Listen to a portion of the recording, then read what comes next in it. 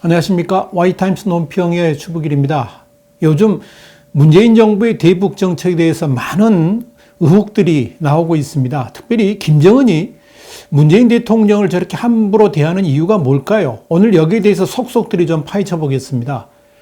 특별히 이 문재인 대통령의 북측 이모, 이 북측 이모를 인질로 삼아서 대남 공작을 펼친다는 의혹이 있습니다. 그리고 또 남조선 혁명 사업에서 대통령이 후순위로 밀렸다는 의혹도 있습니다. 그뿐 아닙니다. 대북제재 위반 등으로 북측에 약점을 잡혔다는 의심도 있습니다. 자세히 살펴보겠습니다. 북한 김정은이 지난달 23일 날 금강산을 시찰하면서 남측의 시설물들을 철거하라고 일방적으로 지시했죠. 여기에 대해서 이제 우리 정부가 수차례 북한에 대해서 대화를 구걸하면서 협의하자고 했음에도 불구하고 북한이 또다시 대화 거부와 함께 남측 시설물 철거를 또다시 통보한 것을 확인됐습니다. 특별히 북한 측이 우리 통일부에 최후 통첩을 보냈음에도 불구하고 이 사실을 공개하지 않았습니다. 그러자 이 북한이 15일 날 직접 관영 언론들을 통해서 이를 공개했습니다.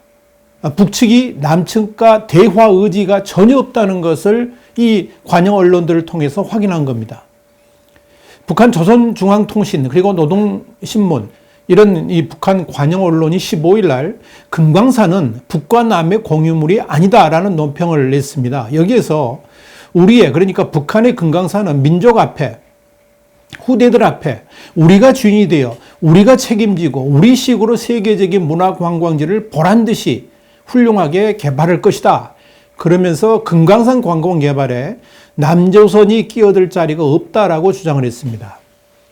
이 논평에 이어서 지난 11일 남조선 당국이 부질없는 주장을 계속 고집한다면 시설 철거를 포기한 것으로 간주하고 일방적으로 철거를 단행하는 단호한 조치를 취할 것이라 그랬습니다. 그러면서 시간표가 정해진 상황에서 우리는 언제까지 통지문만 주거나 또 받거나 이렇게 하면서 허송세월을 할 수 없다라는 최후 통첩도 적시했습니다.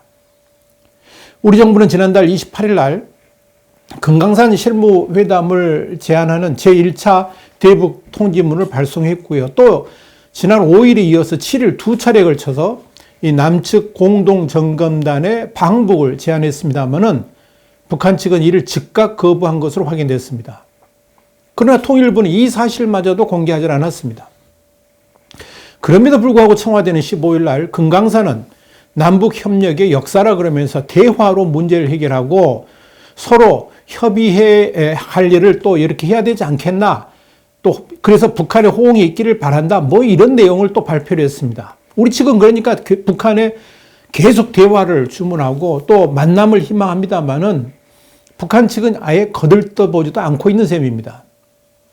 그렇다면 문재인 정권을 향해서 북한이 김정은이 침을 뱉은 건데요. 도대체 왜 이런 걸까요? 문재인 정부에 대한 북한 측이 싸늘한 시설은 어제 오늘 일이 아닙니다.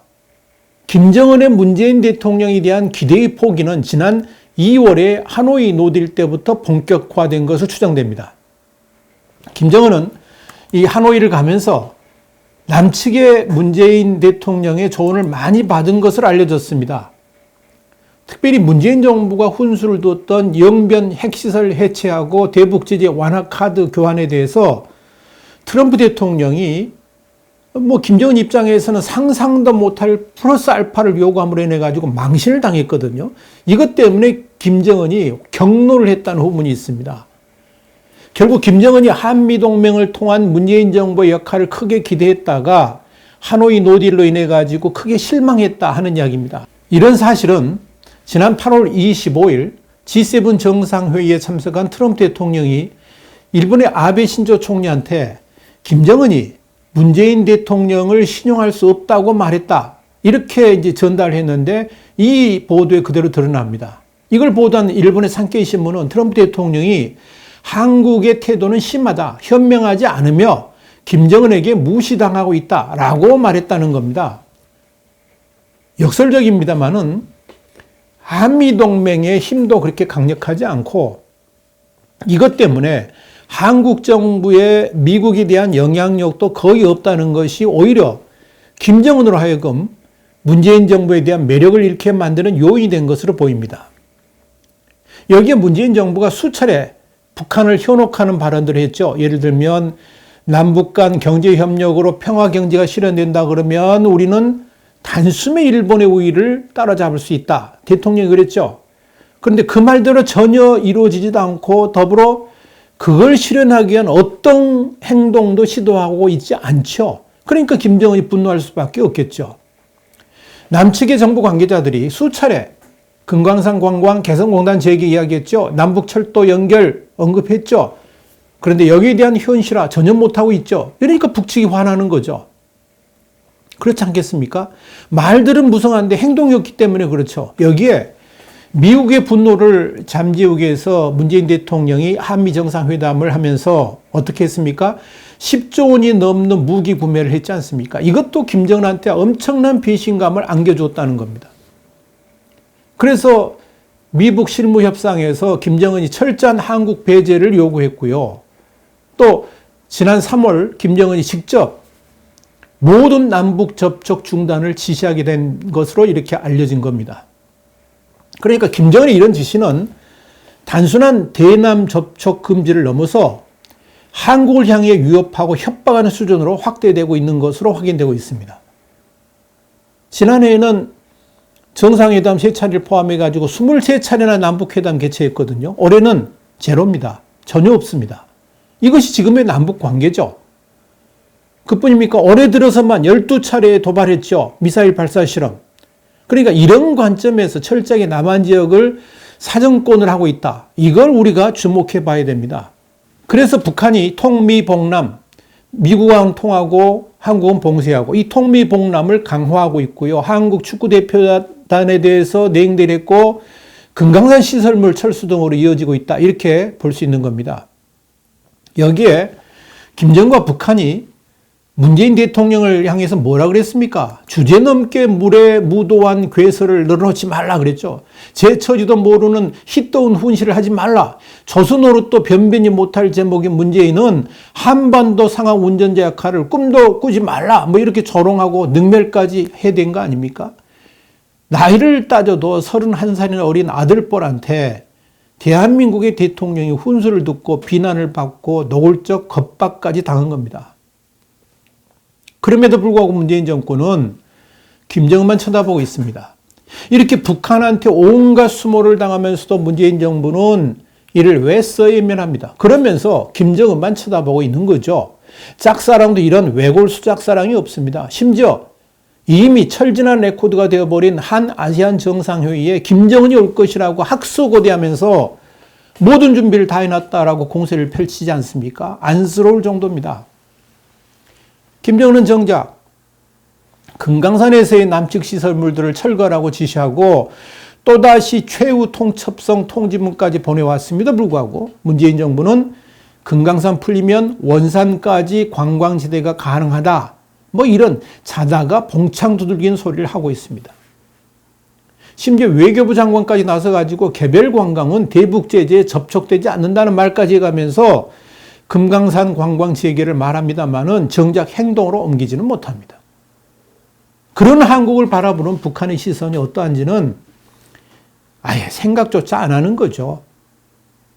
청와대는 현실이 이렇게 돌아가고 있음에도 불구하고 15일 날 대화하자고 또 주장했습니다. 진짜 현실 파악이 전혀 안 되는 집단입니다. 그렇다면 이렇게 북한으로부터 망신과 모욕을 당함에도 불구하고 북한에 항의 한번 제대로 하지 못하고 북한이 요구하는 대로 끌려다닌 이유는 과연 뭘까요? 한마디로 문재인 정권은 북한에 멱살 잡혔습니다. 무슨 약점이 있길래 그럴까요? 문재인 대통령은 그동안 전 세계를 돌아다니면서 뭐라 그랬습니까? 제발 김정은에 대한 제재를 풀어달라고 애걸복걸을 해왔죠. 사사건건 북한을 옹호하고 심지어 북한 입장에서 북한을 대변해 왔습니다. 그래서 미국의 한 신문으로부터 뭐라 그랬습니까? 김정은의 대변이란 말까지 들은 것 아닙니까? 그럼에도 불구하고 북한은 문재인 대통령을 세워주기는커녕 뭐라고 그랬습니까? 삶은 소 대가리가 앙천 대소할 일이라고 그랬죠. 저주에 가까운 능멸을 가했습니다. 그러다가 결국 금강산 지역의 남측 시설물 철거라는 추방선언까지 당하기 이르렀습니다. 이건 김정은한테 문재인 대통령이 용도 폐기되었다는 선언이죠. 더 이상 대화 상대로 인정하지 않겠다 하는 파문 선언입니다. 그럼에도 불구하고 문재인 대통령은 아직도 북한만 쳐다보고 있고 북한이 좋아할 일들만 골라서 하고 있습니다. 지난 4일에도 방콕에서 열린 동아시아 정상회의에서 문 대통령이 북한이 진정성 있는 조치를 하면 국제사회도 행동해야 한다 그러면서 대북 제재 조치의 해제를 요구했습니다. 지난 9월에는 유엔총회에서 뭐라 그랬습니까? 한반도 허리를 가로지르는 비무장지대의 국제평화지대화를 주장하기도 했지요. 또 정부는 대통령 지시에 따라서 대북 제재도 불구하고 금강산 우회 관광 방안을 찾게 골몰하고 있죠. 도대체 왜 이럴까요? 북한은 위기 고조에 혈안이 되어 있는데 문재인 대통령 이를 외면하고 왜 이렇게 북한을 옹호하고 북한에 대한 평화체제 이걸 홍보하는 데만 열을 올리는 것일까요? 문재인 대통령의 대북 정책은 왜 이렇게 외골수적일까요?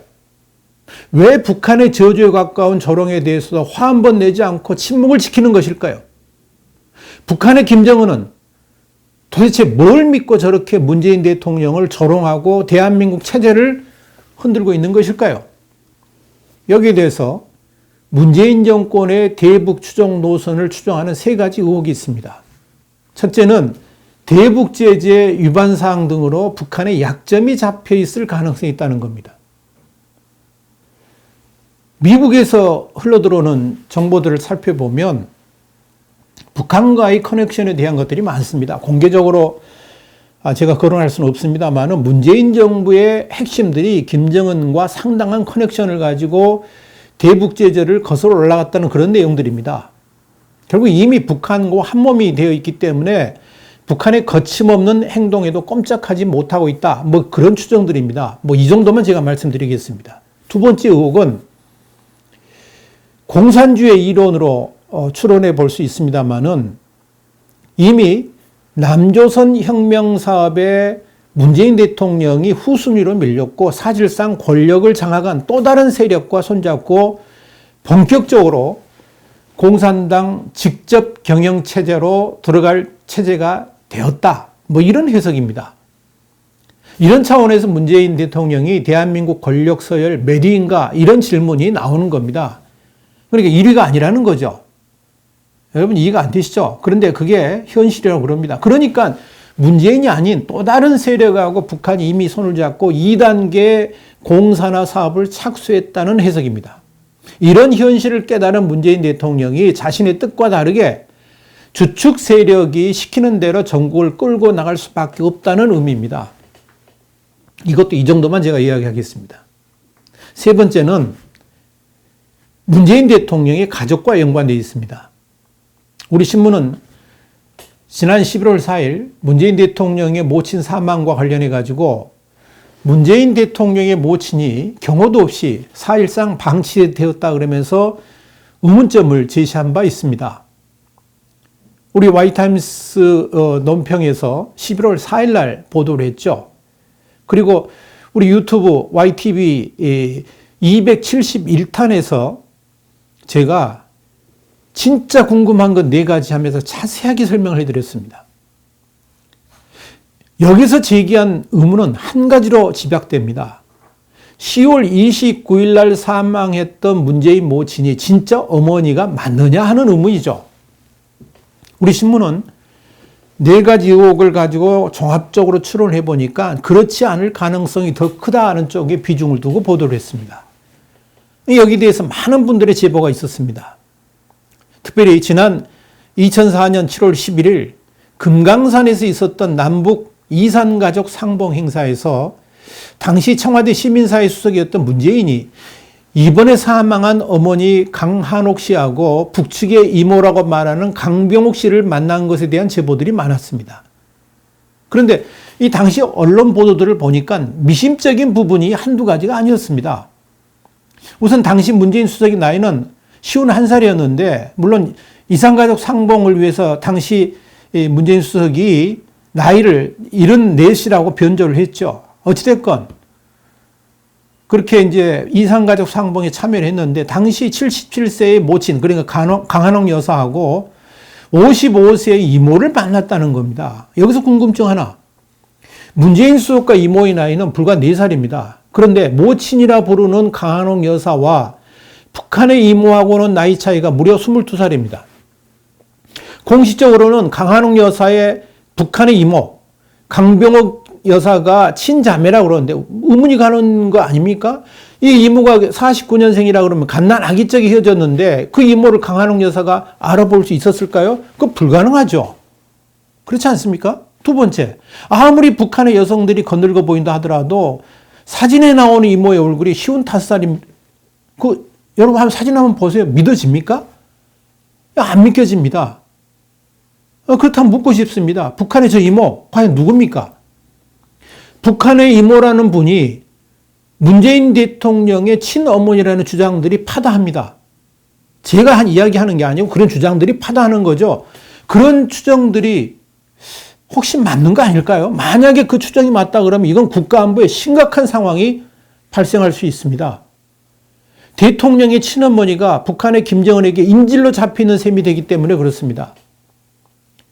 여기에 대해서 저의 주장을 이야기하기보다 유호열 고려대 교수가 2004년 7월 4일 날 인터넷 신문고를 통해서 이런 기고를 했습니다. 만약 북쪽에서 문재인 수석을 대통령의 최측근 실세라고 생각하고 이모를 찾아내서 상봉을 주선한 것이라면 이건 대남 공작의 일환이라고 그러면서 문 수석은 북한의 전략에 응하지 않는 것이 옳다라고 지적한 바 있습니다. 이런 유 교수의 지적은 지극히 당연한 겁니다. 자, 유 교수의 지적대로 하면 지금 문재인 대통령은 북한의 대남 공작에 철저히 이용당하는 하부 조직, 그 이상도 그 이하도 아닌 셈이 됩니다. 대한민국이라는 나라가 북한 공산당의 하부 조직이 되어 있는 셈이죠. 이건 국가 안위에 관련된 심각한 문제입니다. 그래서 지금의 문재인 정권이 절대 북한 옹호에 나서고 있다. 이런 추정이 나온다는 겁니다. 또 하나, 만약 북한의 이모가 문 대통령이 친어머니라 그러면 문 대통령 자체가 부산 출생이 아니죠. 북한 태생이라는 걸 의미하는데 여기에 대한 의문은 또 어떻게 풀어야 됩니까? 여러분, 의심스럽지 않습니까? 대한민국의 혼돈은 이렇게 이미 예정되어 있는 것은 아닌지 생각이 듭니다. 만약 대통령의 출생 신분에 대한 사실이 밝혀진다 그러면 세상이 뒤집힐 일인데요. 여기에 대해서 우리가 계속 침묵하고 있어야 되는지 궁금합니다. 오늘 Y타임스 논평은 김정은이 문재인을 왜 이렇게 함부로 대하는가, 그 세 가지 의혹에 대해서 한번 생각해 봤습니다. 가장 큰 의혹은 세 가지 중에서 거꾸로 이야기하는 건데, 문재인 대통령 북측 이모, 진짜 북측 이모 맞는지, 이모가 맞는지, 혹시 친어머니는 아는지, 그래서 그 이모를 인질로 해가지고 대남 공작을 펼치고 있는 건 아닌지, 또 하나, 남조선 혁명 사업에서 대통령이 후순위로 밀렸다는 의심들이 있는데 그게 맞는지, 또 대북제재 위반 등으로 해가지고 북측에 약점을 잡혔다는 의심이 파다한데 그게 맞는지, 오늘 세 가지 의혹을 함께 생각을 해봤습니다. 저는 이 세 가지 의혹들이 그냥 낭설이기를 바랍니다. 소위 가짜뉴스이기를 바랍니다. 그런데 이걸 분석하고 분석할수록 이게 가짜뉴스가 아니고 낭설이 아니고 진짜일 가능성이 높다는데 저희 고민이 있습니다. 그래서 오늘 우리 Y타임스 논평 시간에 여러분께 말씀드렸습니다. 다음 시간에 다시 뵙겠습니다. 감사합니다.